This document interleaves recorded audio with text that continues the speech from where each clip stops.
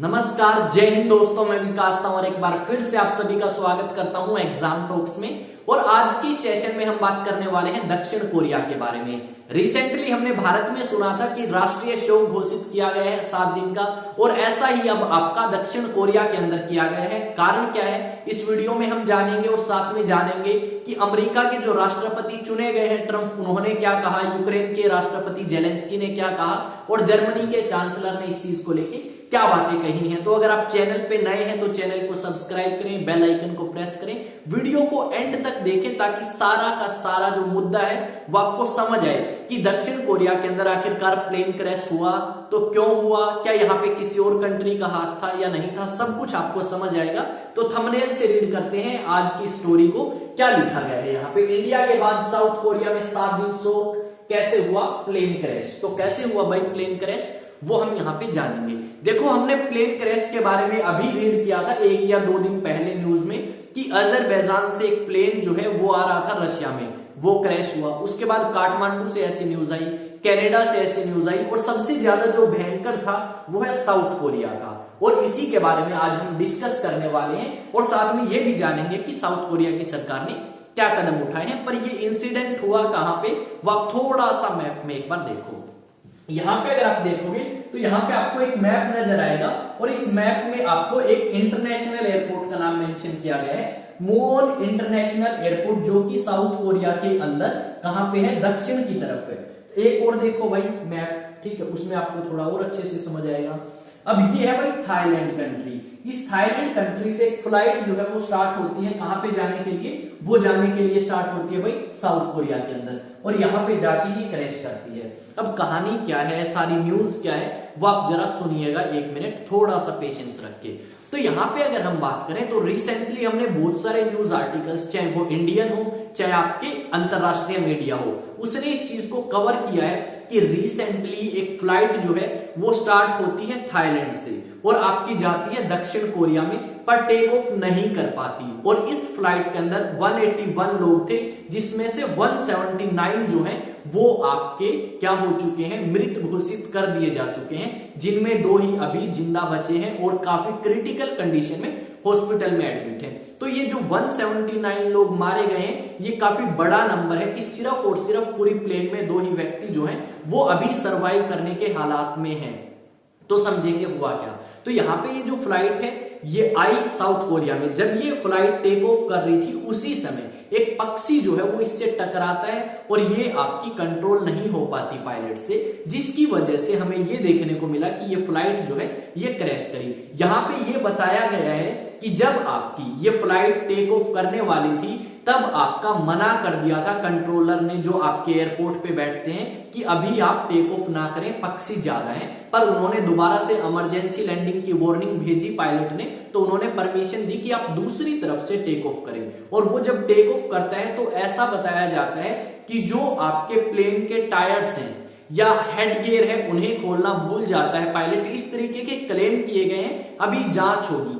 ये जो फ्लाइट है इसको जोजू एयरलाइंस जो है वो ऑपरेट कर रही थी, और बोइंग का ये, या फिर कह सकते हो बोइंग कंपनी का प्लेन था। अब दोनों इसकी इन्वेस्टिगेशन टीम में शामिल हैं, दक्षिण कोरिया भी। यहां पे अमेरिका ने ये कहा है कि हम आपकी इन्वेस्टिगेशन में मदद करेंगे कि ये जो प्लेन क्रैश हुआ है इसका कारण क्या है, ताकि हम अच्छे से जान पाए, और अगर हमें कारण पता लगेगा तो आगे हम इंसिडेंट्स को, इस तरीके की घटनाओं को होने से रोक सकते हैं। तो यहाँ पे एक पक्षी का जो है रीजन बताया गया है कि एक पक्षी के कारण इस तरीके की जो घटना है वो हुई है। और कुछ लोग मानते हैं कि शायद पायलट की कुछ, कह सकते हो आप, गलतियों की वजह से भी ये प्लेन क्रैश हो सकता है, पर अभी रीजन जो है वो नहीं पता एक्चुअल। पर अभी तक ज्यादातर न्यूज़पेपर्स में यही मेंशन किया गया है कि एक पक्षी के टकराने की वजह से ये प्लेन जो है वो क्रैश हुआ है। साथ में यूक्रेन की अगर बात करें तो यूक्रेन के राष्ट्रपति ने इस चीज को लेकर काफी शोक जताया है।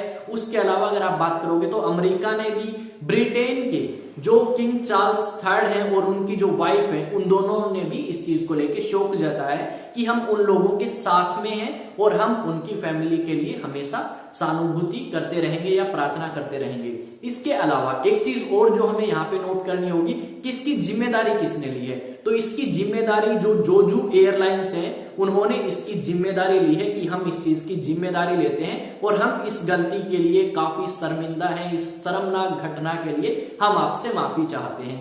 यहाँ पे जो साउथ कोरिया के प्रेसिडेंट हैं वो जैसे ही ये घटना होती है वहां पे जाते हैं और आपके कर्मचारियों को आदेश देते हैं कि जितनी भी जरूरत की चीजें हैं या जो भी चीजें इनको चाहिए वो आप प्रोवाइड कराओ, और जितना भी नुकसान हुआ है उस नुकसान की भरपाई तो नहीं कर पाएंगे, पर जितना हमसे हो पाएगा उतना सरकार इन फैमिलीज के लिए करेगी जो इस प्लेन क्रैश के अंदर शिकार हुए हैं। यहाँ पे क्या लिखा गया है, deadly plane crash shocks South Korea. अब दक्षिण कोरिया जो है ये हादसा तो यहाँ पे हुआ, पर अमेरिका ने पूरी सपोर्ट की बात यहाँ पे करी है। यहाँ पे अगर आप देखोगे तो क्या लिखा गया है, what we know about South Korea plane crash. मैंने बताया South Korea plane crash live updates, pilot in Jeju airplane crash mentioned bird strike. देखो यहाँ पे क्या लिखा गया है कि बर्ड स्ट्राइक की वजह से ये इंसिडेंट हुआ है, सेज ट्रांसपोर्ट मिनिस्ट्री ऑफिशियल। क्या लिखा गया है नीचे, South Korea plane crash news live update. The official added that the barrier might be cause for a fatal crash of Jeju Air flight 7C by Seoul at the Moon International Airport on Sunday morning, which claimed the life of 179 people. यानी इतने लोग जो हैं इसके अंदर मारे जा चुके हैं। अब इस तरीके के इंसिडेंट आज के समय आपको काफी देखने को मिलेंगे। ये एक फोटो है जहां पे आपका प्लेन क्रैश जो है वो दिखाया गया है। Out of 181 only 2 survived South Korea plane crash. ये न्यूज आपकी इस तरीके से कवर करी है न्यूज 18 ने। Deadly plane crash in South Korea ये मेंशन कर दिया। South Korea plane crash BBC news ने ये कवर की है। तो यानी आप कह सकते हो कि जितनी भी चीजें मैंने आपको यहाँ पे बताई हैं तो अलग अलग न्यूज आर्टिकल्स को रीड किया गया है और उन न्यूज आर्टिकल्स में जो चीजें मेंशन करी गई हैं वही आप तक पहुंचाई गई हैं, ताकि आपको अलग अलग न्यूज आर्टिकल्स रीड ना करने पड़े और सारी चीजें एक अच्छे तरीके से एक साफ भाषा में आप कह सकते हो, आसान भाषा में कह सकते हो, वो आप तक पहुंचाने की कोशिश करी गई है। तो ऐसी ही अपडेट्स जो देश और दुनिया से जुड़ी हैं और आप जानना चाहते हो, आपका इंटरेस्ट है, तो डेफिनेटली उन चीजों के लिए आप इस चैनल को सब्सक्राइब कर सकते हैं, बेल आइकन को प्रेस कर सकते हैं ताकि नोटिफिकेशन आपको समय समय पे मिलती रहे। उसके अलावा कमेंट सेक्शन में कमेंट करके जरूर बताएं, वीडियो को लाइक करें और यहाँ पे आप किस तरीके के कदम उठाने को बोलेंगे एयरपोर्ट अथॉरिटीज को कि आपको प्लेन क्रैशेस को रोकने के लिए ये स्टेप्स उठाने चाहिए। तो आप मेंशन कर सकते हैं जो आपको लगता है कि इस तरीके की चीजें होनी चाहिए। यहाँ पे जो वॉइस बॉक्स है, ब्लैक बॉक्स है, सारे रिकवर कर लिए गए हैं। अब आपका रीजन जो है उनकी कह सकते हो जांच करने के बाद पता लगेगा। तो ये सारी न्यूज थी साउथ कोरिया को लेके। हम कह सकते हैं इस तरीके के इंसिडेंट जो है काफी घातक हैं हमारे लिए भी और बाकी आम लोगों के लिए भी। तो चलिए स्टार्ट करते हैं आज की एक और अपडेट के साथ में।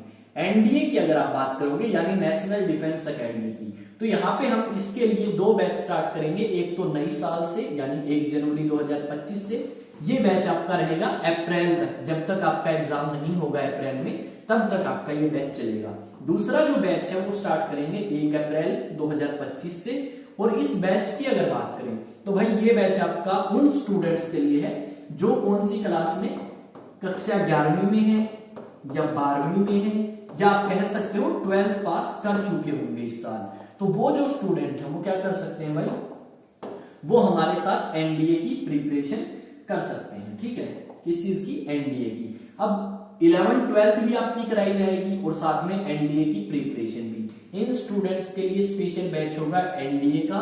इसमें आप 6 मंथ भी कर सकते हैं और साथ में एनुअली भी कर सकते हैं, 1 साल का जो है बैच वो भी ले सकते हैं।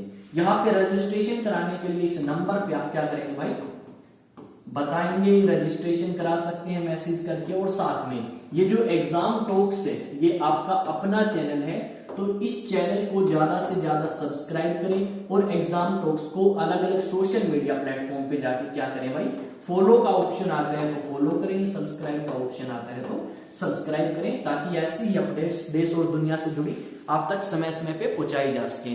तो मैं विकास तंवर एक नए सेशन के अंदर फिर से आप सभी के साथ मिलूंगा। तब तक जय हिंद, जय भारत।